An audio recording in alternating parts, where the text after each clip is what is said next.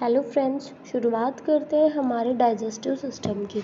Digestive system में क्या होता है? Digestive system group of organ होता है और एसोसिएटिव ग्लैंड्स, इन दोनों को मिला के हम डाइजेस्टिव सिस्टम बोलते हैं। डाइजेस्टिव सिस्टम में अब क्या क्या होता है? डाइजेस्टिव सिस्टम में फूड मटेरियल्स का इंजेशन होता है, क्रशिंग होता है, डाइजेशन होता है, अब्जॉर्प्शन होता है और इजेशन होता है। ये सारी प्रोसेसेस जो होती है ना, वो डाइजेस्टिव सिस्टम में हमें देखने को मिलती हैं। अब डाइजेस्टिव सिस्टम ना दो पार्ट्स का होता है। कितना? दो पार्ट्स का होता है। कौन कौन से दो पार्ट्स होते हैं डाइजेस्टिव सिस्टम में? एक तो होता है एलिमेंट्री कैनाल और दूसरा होता है एसोसिएटिव डाइजेस्टिव ग्लैंड्स। शुरुआत में हम पढ़ते हैं एलिमेंट्री कैनाल के बारे में। एलिमेंट्री कैनाल जो है, एलिमेंट्री कैनाल लॉन्ग्ड होती है, कॉइल्ड होती है, 6 to 9 मीटर लॉन्ग होती है और ये जो है एक्सटेंड होती है माउथ से लेके एनस तक। मतलब हमारे माउथ से और एनस तक प्रेजेंट होती है। ठीक है। जो फूड होता है ना, अब जो फूड है वो एंटर करता है माउथ से और फिर किस किस में जाता है? ईसोफेगस में, स्टमक में, स्मॉल इंटेस्टाइन में, लार्ज इंटेस्टाइन और फिर एनस से, और एनस से बाहर। जैसे कि देखो, फूड माउथ से ईसोफेगस, फिर स्टमक, फिर स्मॉल इंटेस्टाइन, फिर लार्ज इंटेस्टाइन और फिर एनस, और एनस से आउट ऑफ बॉडी। ये है एलिमेंट डाइजेस्टिव सिस्टम का डायग्राम। कंप्लीट डाइजेस्टिव सिस्टम ये होता है जिसमें क्या क्या होता है? Mouth, salivary glands, wind pipe, tongue, nasal cavity, palate, bolus of food इसको बोलते हैं, इसको ईसोफेगस बोलते हैं। ये होता है लीवर, ये डायफ्राम, ये गाल ब्लैडर, ये बाइल डक्ट, स्टमक। मतलब ये सारे को मिला के हम डाइजेस्टिव सिस्टम। अब शुरुआत करते हैं हमारी एलिमेंट्री कैनाल के पार्ट्स की। तो एलिमेंट्री कैनाल के पार्ट्स में सबसे पहले आता है माउथ। माउथ क्या है? ट्रांसवर्स स्लिट लाइक अपैरेचर है जो कि लिप्स से गार्डेड होता है। मतलब इसके बाहर लिप्स प्रेजेंट होते हैं और इससे through mouth injection of food takes place. मतलब इससे हम इनटेक करते हैं फूड का, इससे हम फूड का इनटेक करते हैं। और जो लिप्स है वो क्या क्या काम करते हैं? एक तो होल्डिंग द फूड, हमारे खाने को होल्ड करके रखते हैं, मतलब कि वो बाहर ना आ जाए, इस चीज़ में हेल्प करते हैं। और दूसरा हेल्प इन स्पीच, हमारे बोलने में भी हेल्प करते हैं। अब आता है बकल कैविटी। अब बकल कैविटी क्या होता है देखते हैं। बकल कैविटी जो माउथ है ना, वो एक लार्ज कैविटी में ओपन होता है जिसको हम बकल कैविटी बोलते हैं। और बकल कैविटी के बाहर चिक्स प्रेजेंट होते हैं। चिक्स मतलब हमारे गाल। बकल कैविटी को गार्डेड करते हैं चिक्स। जैसे माउथ को गार्ड कर रहे थे लिप्स, उसी तरह बकल कैविटी को गार्ड करते हैं हमारे चिक्स। और इसमें तीन चीज़ें होती है, टंग, टिथ और सलाइवरी ग्लैंड्स। ये तीनों चीज़ें मिला के बक्कल कैविटी बनाती हैं। अब हम शुरुआत करते हैं टंग की। टंग एक मस्कुलर, सेंसरी और मूवेबल ऑर्गन होता है। ठीक है। ये हमेशा म्यूकस मेम्ब्रेन से कवर्ड होता है। जैसे कि हमने देखा होगा कि हमारा जो मुंह है वो हर वक्त गीला रहता है। तो ये क्यों होता है? क्योंकि हमारी टंग है, उसके चारों तरफ म्यूकस मेम्ब्रेन है जो कि हमारे मुंह को गीला रखने में हेल्प करती है। ठीक है। और टंग जो है वो पोस्टीरियरली बक्कल कैविटी से अटैच होती है। ठीक है। और जो टंग है उसमें टेस्ट बर्ड्स भी प्रेजेंट होते हैं। टेस्ट बर्ड्स क्या होते हैं? जो भी हम खाना खाते हैं वो उसमें कैसा टेस्ट है, जैसे वो खट्टा है, मीठा है, तीखा है या नमकीन है, किस तरह का खाना हम खाते हैं वो बताती है। हमारी जो टंग है वो उसको टेस्ट करके हमें बताती है कि ये खाना ऐसा है। तो देखो, एंटीरियरली मतलब सबसे पहले देखो, ये हमारी टंग है कंप्लीट। इसमें ये वाला ऑर्गन हमें स्वीट टेस्ट करके बताता है कि हाँ, जो भी हम स्वीट हम चीज़ें खाते हैं वो हमारा ये वाला ऑर्गन बताता है। ये वाला पार्ट है, ये सॉल्टी चीज़ों के बारे में हमें बताता है। ये वाला शॉर और ये बिटर, मतलब यहाँ बिटर की टेस्ट बर्ड्स, शॉर की टेस्ट बर्ड्स, यहाँ पे सॉल्टी की टेस्ट बर्ड्स और यहाँ पे स्वीट की टेस्ट बर्ड्स, यहाँ टेस्ट बर्ड प्रेजेंट होती हैं। अब देखो, जो टंग है वो हेल्प करती है स्वेलोइंग द फूड में, मतलब टंग हमको खाने को निगलने में हेल्प करती है और माउथ से फिर वो फूड जाता है ईसोफेगस में, तो ये काम करती है स्वेलोइंग द फूड का, और एक मूवेबल स्पून की तरह भी फंक्शन परफॉर्म करती है।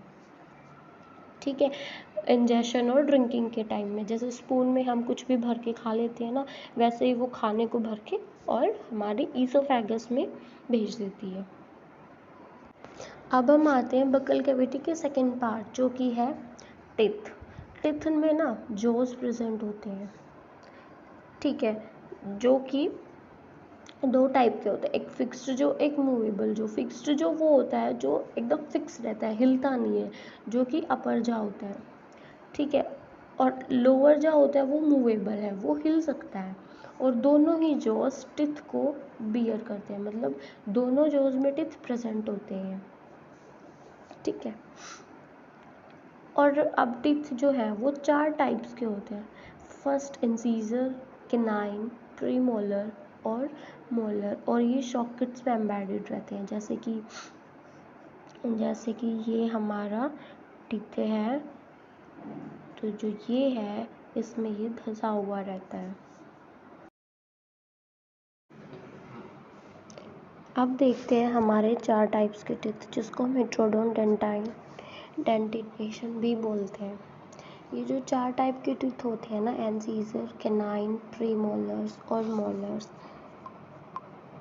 ये सॉकेट्स में एम्बेडेड रहते हैं। अब देखो इंसीजर कौन से होते हैं।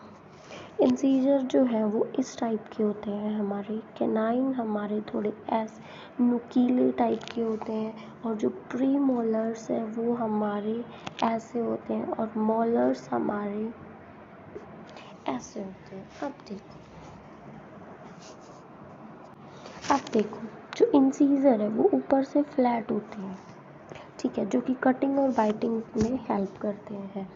जो कैनाइन है वो हमारे ऊपर से नुकीले होते हैं थोड़े, तो ये टीयरिंग में हेल्प करते हैं, काटने या फाड़ने में हेल्प करते हैं। जो प्री मोलर्स और मोलर्स होते हैं, ये होती तो दोनों सेम ही है, लेकिन इनमें डिफरेंस क्या है कि जो प्री मोलर्स होते हैं ना, उसमें सिर्फ 2 ही प्रोजेक्शन देखने को मिलती है, ओनली 2 प्रोजेक्शन। लेकिन जो मोलर्स वाले टीथ हैं इनमें 3 से 4 प्रोजेक्शंस देखने को मिलती है। जैसे ये प्रोजेक्शंस बन रही है ना, ऐसे 3 से 4 प्रोजेक्शंस देखने को मिलती हैं। ठीक है, अब देखो कोई भी इंडिविजुअल या फिर कोई भी ह्यूमन बीइंग होता है ना, उसके 2 सेट में टीथ आते हैं, जैसे एक तो मिल्क टीथ और एक परमानेंट टीथ।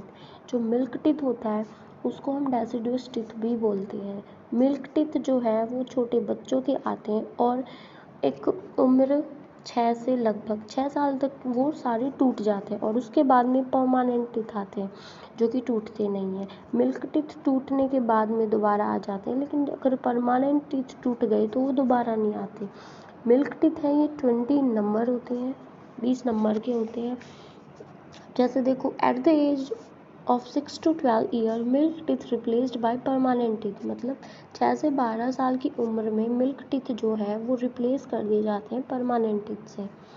ठीक है, और लास्ट जो मोलर होती है ना उस परमानेंट टीथ की, उसको हम विजडम टीथ भी बोलते हैं या फिर अकल जाड़। ये लगभग मैक्सिमम 25 की एज तक आ जाती है सबके। ठीक है, ये है हमारा डेंटल फॉर्मूला। आप देखो डेंटाइन और इनेमल, इन 2 चीज़ों के बारे में पढ़ते हैं।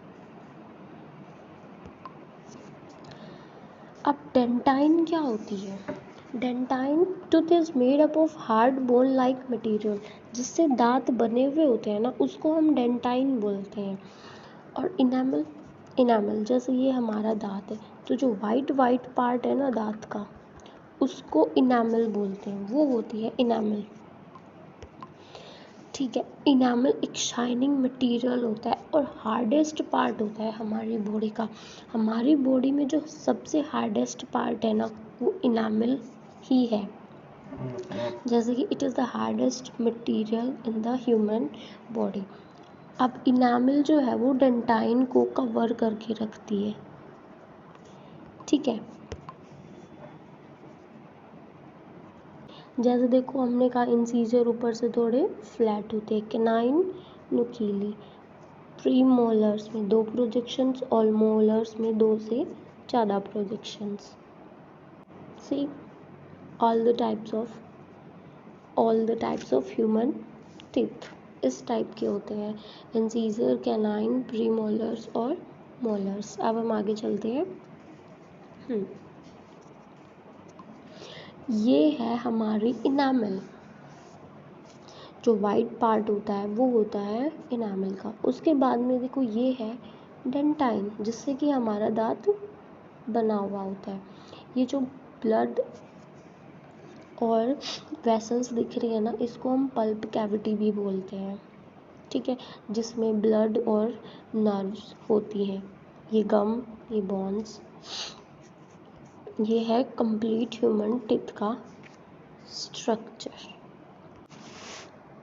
अब आते हैं पल्प कैविटी पे। पल्प कैविटी क्या होती है, जैसे देखो ये है इनामल, फिर उसके नीचे आ गई डेंटाइन, जिससे हमारा दांत बना हुआ होता है, और जिसके नीचे वाला जो पार्ट है वो होता है पल्प कैविटी। जैसे डायग्राम में हमने देखा था, उसमें ब्लड और नर्व वेसल्स थी, तो पल्प कैविटी में ब्लड और नर्व वेसल्स प्रेजेंट होती हैं।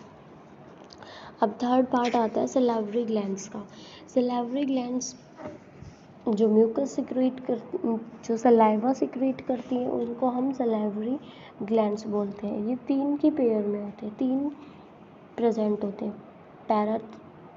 पैरोटिड, सबमैक्सिलरी और सबलिंगुअल।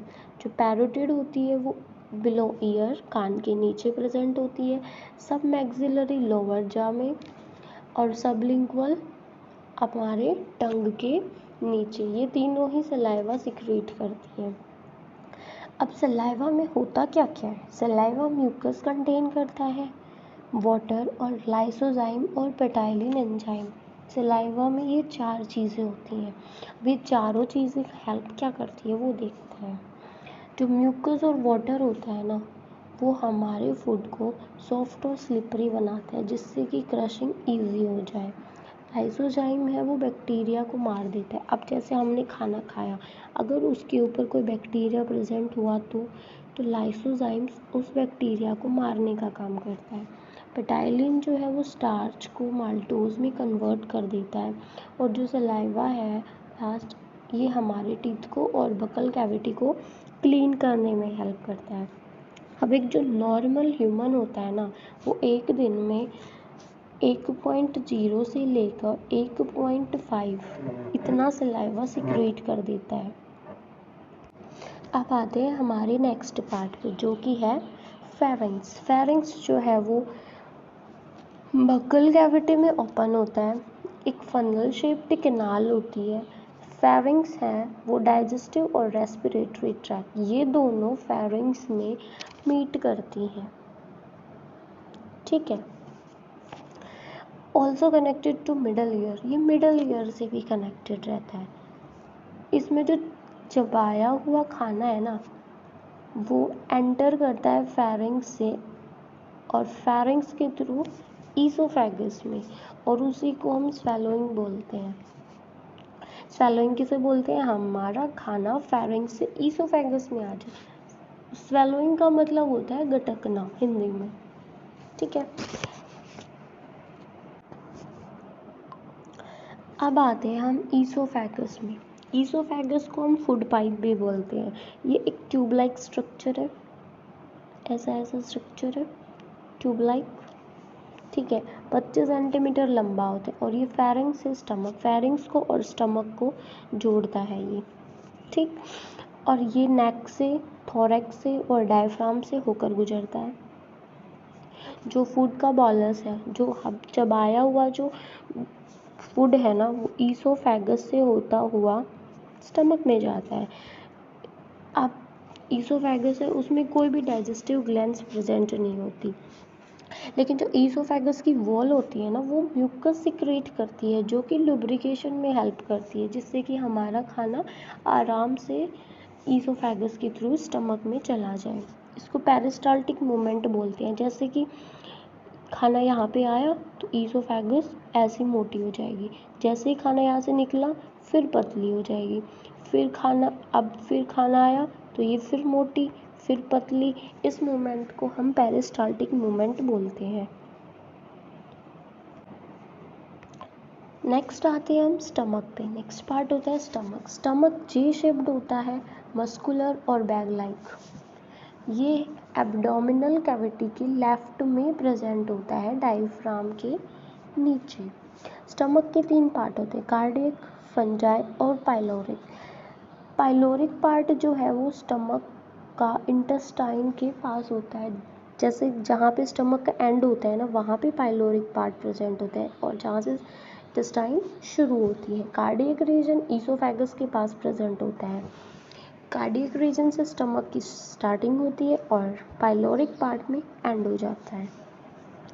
अब स्टमक जो है वो वेरियस फंक्शंस परफॉर्म करता है, जैसे फूड का स्टोरेज, उसको चबाने में हेल्प करता है, जैसे कि वो एक बार बंद होगा, एक बार खुलेगा, फिर बंद होगा, फिर खुलेगा। इसमें डाइजेशन हो जाता है, पार्शियल डाइजेशन होता है, मतलब थोड़ा बहुत डाइजेशन हो जाता है। कंप्लीट डाइजेशन स्टमक में हमारा नहीं होता। जो इनर लाइनिंग है ना स्टमक की, उसमें गैस्ट्रिक ग्लैंड्स प्रेजेंट होती है, जो कि गैस्ट्रिक जूस सिक्रेट करती है। अब हमने बोला था कि मैकेनिकल चर्निंग करता है। वो कैसे करता है? वॉल ऑफ स्टमक अंडर वो periodic contraction that churn the contained food and mix thoroughly with gastric juice. जैसे वो एक बार कॉन्ट्रैक्ट होता है फिर रिलैक्स होता है, उसके कॉन्ट्रैक्शन से फूड में गैस्ट्रिक जूस भी मिल जाता है। अब जो बॉलस, जो फूड पार्टिकल हमारे अंदर आया था ना, वो एक क्रीमी फ्लूइड में कन्वर्ट हो जाता है, जिसको हम काइम भी बोलते हैं। बहुत सारे इसको चाइम भी बोलते हैं, अपनी अपनी लैंग्वेज है। अब गैस्ट्रिक जूस में क्या क्या होता है? HCl होता है, म्यूकस होता है और 2 एंजाइम होते हैं, पेप्सिन और रेनिन एंजाइम। ये देखो स्टमक का डायग्राम, यहाँ पे ईसोफेगस यहाँ पे ख़त्म हुई, ये होती है ईसोफेगस यहाँ से ख़त्म हुई तो फंडस ये उसका बॉडी पार्ट, और ये पाइलोरिक कैनाल। ठीक है, ये 3 पार्ट्स होते हैं स्टमक के। अब हम पढ़ते हैं स्टमक का फंक्शन। स्टमक क्या क्या फंक्शन परफॉर्म करता है? जो HCl स्टमक में सिक्रेट होता है ना, वो पेप्सिन एंजाइम की प्रॉपर फंक्शनिंग में हेल्प करता है। ठीक है, और जो HCl है वो इनएक्टिव पेप्सिनोजन को एक्टिव पेप्सिन में कन्वर्ट कर देता है। ठीक, अब पेप्सिन क्या होता है? दूसरा फंक्शन पेप्सिन नाम आया तो ये ना मेन एंजाइम होता है गैस्ट्रिक जूस का। ये बहुत it works in highly acidic medium and act upon the protein convert into peptone और प्रोटियोज। ये हाईली एसिडिक मीडियम में भी काम करता है। ठीक है, और ये प्रोटीन को पेप्टोन्स और प्रोटीएज में कन्वर्ट कर देता है। अब हमने 2 एंजाइम पढ़े थे, एक तो पेप्सिन और एक रेनिन। पेप्सिन तो हमने देख लिया क्या काम करता है, अब आता है रेनिन। जो रेनिन है ना, वो सिर्फ इन्फेंट्स में प्रेजेंट होता है, जो छोटे बच्चे होते हैं ना, सिर्फ उनमें, जो कि अपनी मम्मा का दूध पीते हैं ना, सिर्फ उनमें ही प्रेजेंट होता है। उस दूध में कैशीन होता है, जो कि रेनिन की प्रेजेंट में पैराकैशीन में कन्वर्ट हो जाता है। अब थर्ड फंक्शन, जो म्यूकस है ना, वो प्रोटेक्ट करता है इनर लाइनिंग, स्टमक की इनर लाइनिंग को HCl और पेप्सिन के इफ़ेक्ट से, क्योंकि ये तो एसिड है, ये हमारी स्टमक की वॉल को इन्फेक्ट भी तो कर सकते हैं, इसीलिए जो म्यूकस है वो प्रोटेक्ट करता है इनसे हमारी स्टमक की वॉल को। अब देखो, जो कार्बोहाइड्रेट रहता है ना, होता है ना, वो 1 से 2 घंटे तक हमारे स्टमक में स्टोर होता है। प्रोटीन 2 से 3 घंटे में और फैट 3 से 6 घंटे में। मतलब कार्बोहाइड्रेट जल्दी से डाइजेस्ट हो जाता है, प्रोटीन उसके बाद में और फैट सबसे लास्ट में 3 से 6 घंटे। अब नेक्स्ट आता है स्मॉल इंटेस्टाइन। स्मॉल इंटेस्टाइन एक लॉन्गेस्ट पार्ट होता है एलिमेंट्री कैनाल का। 6 मीटर लंबी होती है इसकी लेंथ होती है और इसकी डायमीटर 2.5 टू 3.5 सेंटीमीटर होती है। हर्बीवोर्स में और भी ज़्यादा होती है और कार्निवोर्स में छोटी होती है। अब इसकी जो लेंथ है ना, वो सेलुलोज के डाइजेशन में हेल्प करती है, क्योंकि कार्निवोर्स में छोटी क्यों होती है, क्योंकि कार्निवोर्स ना मीट वगैरह खाते हैं जिसमें जो कि बहुत इजीली डाइजेस्ट हो जाता है। अब ये कॉइल्ड ट्यूब होती है जिसके 3 पार्ट्स होते हैं, ड्यूडेनम, जेजुनम, इलियम। शुरुआत का पढ़ते हैं हम ड्यूडेनम। ड्यूडेनम जो है वो शॉर्टेस्ट पोर्शन होता है, सी शेप्ड स्ट्रक्चर है जिसमें बाइल और पैनक्रिएटिक डक्ट्स ओपन होती है एक कॉमन डक्ट के थ्रू। ये दोनों ही एक कॉमन डक्ट के थ्रू ओपन होती है, ठीक है। जो फूड होता है जो स्टमक से आता है उसमें एसिड भी होता है and has to made alkaline from the action of pancreatic enzyme. अब जो फूड स्टमक से आया उसमें तो HCl था तो वो एसिडिक था, तो ये उस एसिडिक फूड को एल्कलाइन में कन्वर्ट कर देता है पैनक्रिएटिक एंजाइम, ठीक है। ड्यूडेनम में क्या होता है कि जो एसिडिक फूड है वो एल्कलाइन फूड में कन्वर्ट हो जाता है। अब नेक्स्ट पार्ट है जेजुनम। जेजुनम जो है वो शॉर्ट होता है, नैरो पार्ट होता है इंटेस्टाइन का, लगभग 2 मीटर लंबा। इसमें इंटेस्टाइनल ग्लैंड्स प्रेजेंट होती हैं इसके इनर सरफेस पे। देखो ये है डायग्राम्स स्मॉल इंटेस्टाइन का। ये जो स्काई ब्लू कलर की है ये है ड्यूडेनम, नो हाँ ये स्काई ब्लू ड्यूडेनम, ये थोड़ी ग्रीनिश जेजुनम और ये बिल्कुल ग्रीन इलियम। ये 3 पार्ट है स्मॉल इंटेस्टाइन के, ठीक है। इतना पार्ट ड्यूडेनम, ये पार्ट जेजुनम और ये इलियम।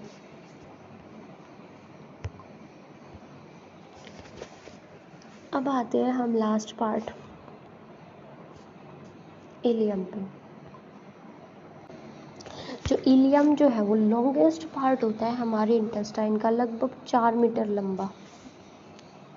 जो इलियम होता है ना उसमें विलाई प्रेजेंट होती है, फिंगर लाइक प्रोजेक्शन, ये इनको हम विलाई प्रेजेंट कहते हैं। ऐसी प्रोजेक्शंस प्रेजेंट होती है इलियम में। अब ये विलाई क्या करती है, increase the surface area for absorption of digestive food. Digestive food को एब्जॉर्ब करने के लिए ये सरफेस एरिया को इंक्रीज कर देती है। A villi contain one lymph vessel, एक विलाई में एक lymph vessel प्रेजेंट होती है। A number of capillaries are specialized epithelium for absorption। बहुत सारी कैपिलरीज और स्पेशलाइज्ड एपिथेलियम प्रेजेंट होते हैं एब्जॉर्प्शन के लिए। अब जो इंटेस्टाइनल ग्लैंड है वो सेक्रेट करती है इंटेस्टाइनल जूस, और उस जूस में erepsin, peptidase, invertase, sucrose, maltose और लैक्टोज, ये सारे एंजाइम प्रेजेंट होते हैं। जो ज़्यादातर जो फूड है ना वो स्मॉल इंटेस्टाइन में ही एब्जॉर्ब हो जाता है विलाई के कारण, क्योंकि विलाई सरफेस एरिया को इंक्रीज कर देती है, इसीलिए ज़्यादातर फूड स्मॉल इंटेस्टाइन में ही एब्जॉर्ब हो जाता है। जैसे glucose, amino acid, mineral, vitamin जो है वो ब्लड कैपिलरीज में एब्जॉर्ब हो जाते हैं विलाई के थ्रू एक्टिव ट्रांसपोर्ट से।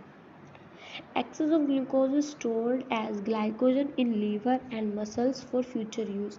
और जो ग्लूकोज बच जाता है ना, जितना यूज़ होता है हमारी बॉडी में उतना तो हमारी बॉडी ले लेती है, लेकिन जो बच जाता है वो स्टोर हो जाता है ग्लाइकोजन की फॉर्म में लीवर में ताकि और मसल्स में, ताकि हम फ्यूचर में उसका यूज़ ले सकें। ये होता है विलाई का स्ट्रक्चर। ये है विलाई का स्ट्रक्चर। देखो यहाँ पे ये इतना सरफेस एरिया इंक्रीज कर देती है जिससे कि एब्जॉर्प्शन ज़्यादा हो। ये होती है ब्लड कैपिलरीज, इसके ऊपर थिन एपिथेलियम प्रेजेंट होती है। देख लो माइक्रोविलाई का स्ट्रक्चर। अब नेक्स्ट आता है लार्ज इंटेस्टाइन। लार्ज इंटेस्टाइन है एक वाइड ट्यूब है, लगभग 1.5 टू 1.8 मीटर लंबी, लेकिन डायमीटर इसका स्मॉल इंटेस्टाइन से ज़्यादा होता है। इसका डायमीटर 4 टू 6 सेंटीमीटर होता है। ये सिर्फ वाटर और सॉल्ट के एब्जॉर्प्शन में ही हेल्प करती है। जो बच जाता है ना वाटर और सॉल्ट स्मॉल इंटेस्टाइन में जो एब्जॉर्ब नहीं होता, वो वाटर और सॉल्ट लार्ज इंटेस्टाइन में आके एब्जॉर्ब हो जाता है। इसमें कोई डाइजेस्टिव ग्लैंड्स प्रेजेंट नहीं होती। ये स्पेशली वाटर और सॉल्ट के ही एब्जॉर्प्शन में काम आती है, और ये फिर उसको एक सेमी सॉलिड फीकल मैटर में कन्वर्ट कर देती है। इसके भी 3 पार्ट होते हैं, कैकम, कोलोन और रेक्टम। जैसे कि ये थे तीनों स्मॉल इंटेस्टाइन के। ये है कोलोन, रेक्टम,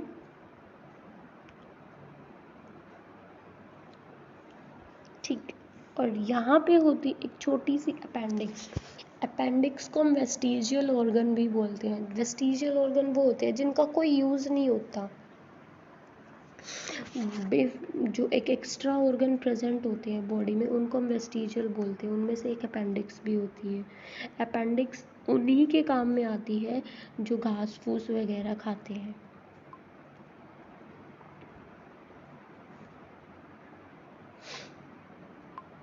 अब देखते हैं हम कैकम में क्या होता है। Small pouch at the junction of ileum and colon.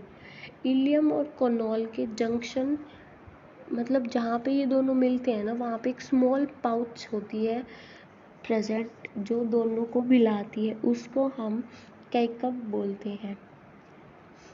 Small bind tube called vermiform appendix. और एक वर्मीफॉर्म अपेंडिक्स है जो कि एक वेस्टिजियल ऑर्गन है, वो भी कैकम वाले पार्ट में ही प्रेजेंट होता है। दूसरा है कोलोन। कोलोन जो है लॉन्गेस्ट पार्ट होता है लार्ज इंटेस्टाइन का, लगभग 1 मीटर लंबा, यू शेप्ड का होता है। इसमें वाटर का एब्जॉर्प्शन होता है। Third part is rectum.